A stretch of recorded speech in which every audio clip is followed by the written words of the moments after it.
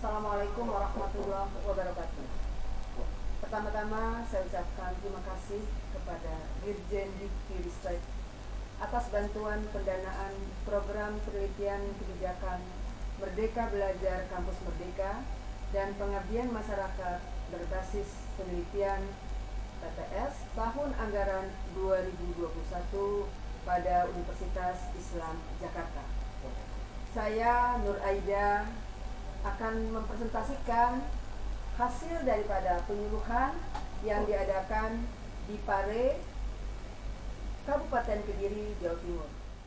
Adapun penyuluhan yang kami berikan kepada siswa SMA se-Kecamatan Pare berupa partisipasi lembaga pendidikan dalam pencegahan kekerasan pada masa pandemi Kecamatan Pare, Kediri, Jawa Timur. Latar belakang, kita melihat pada tahun 2021, data Januari sampai September, jumlah kekerasan pada anak sebanyak 9.428 kasus, yang terdiri dari kekerasan fisik sebanyak 2.274 kasus, psikis 2.332 kasus, seksual 5.628 kasus, eksploitasi anak sebanyak 165 kasus, dan tindak pidana perdagangan orang sebanyak 256, penelantaran sebanyak 652, dan kasus kekerasan lainnya sebanyak 1.270 kasus. Informasi ini kami dapat dari CNN Indonesia. Nah, karena banyaknya tingkat kekerasan yang kami peroleh informasinya, untuk itu Universitas Islam Jakarta mengadakan penelitian ke Pare, Kecamatan Kediri, dan hasil penelitian yang diperoleh bahwa dari 5 sekolah yang diberikan kuesioner dapat disimpulkan atau dihasilkan tingkat kekerasan perundungan baik dari segi pelaku, korban, dan saksi jumlahnya sangat tinggi, yaitu kekerasan fisik yang menjadi korban itu sebanyak 62,5%, pelaku sebanyak 72,1%, saksi 62,7%, dan kekerasan psikis nonverbal korbannya sebanyak 68,3%, pelaku sebanyak 86,7%, dan saksi sebanyak 69,3%. Ini dari hasil 1.000 kuesioner yang disebarkan kepada 5 sekolah yang ada di Kecamatan Pare, Kabupaten Kediri, Jawa Timur.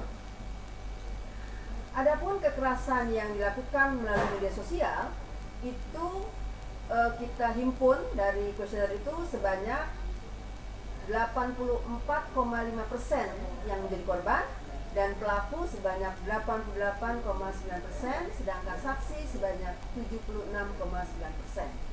Karena tingginya tindak kekerasan yang dilakukan melalui media sosial, maka tim pengabdi memberikan penyuluhan tentang akibat hukum tindak pidana melalui media massa, yaitu yang disebut dengan cyberbullying.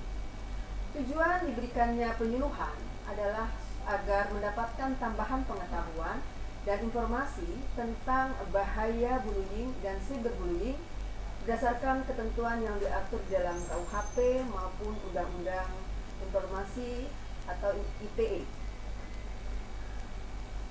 Kemudian kami juga merekomendasikan agar sekolah-sekolah menindaklanjuti hasil penyuluhan agar diberikan secara berkala dan tersosialisasi dengan baik tentang bahaya kekerasan bullying yang terjadi pada peserta didik, khususnya pada anak di tingkat SMA dan sederajat di Kecamatan Pare, Jawa Timur pada tahun 2021. Sasarannya dari penyuluhan yang kami berikan yaitu siswa SMA se-Kecamatan Pare, Kediri, Jawa Timur, karena waktu dan dana yang terbatas, maka kami hanya mampu memberikan 5 sekolah dengan penyebaran kuesionernya.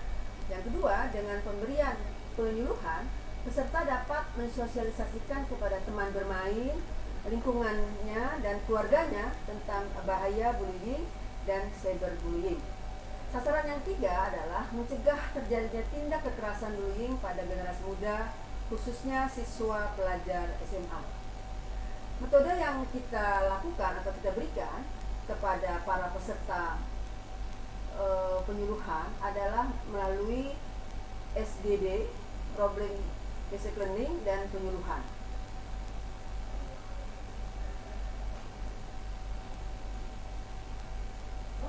Keluaran yang dicapai akan memberikan peningkatan pengetahuan kepada sekolah atau kepala sekolah, guru-guru, dan siswa akan pentingnya pemahaman dan pengetahuan tentang bahaya perundungan pada remaja di SMA yang sederajat di Kecamatan Pare tahun 2021. Kemudian keluarannya juga ya yang dicapai untuk melakukan penyuluhan dan sosialisasi mengenai dampak pada kasus perundungan remaja di SMA, baik di bidang pemahaman bullying, aturan bullying lewat media, serta dampak negatif terhadap sekolah dan upaya penanggulangan media sosial secara cerdas. Maksudnya penggunaan dan upaya penggunaan media sosial secara cerdas. Manfaat yang diperoleh di dalam penyuluhan hukum ini adalah hasil penelitian dan pengabdian ini dilaksanakan. Kegiatan ini diharapkan sekolah dapat melakukan kegiatan pencegahan dan penanggulangan perundungan baik pada anak masa remaja di sekolahnya maupun membuat program kegiatan sosialisasi dalam mencegah bullying baik secara fisik maupun secara verbal.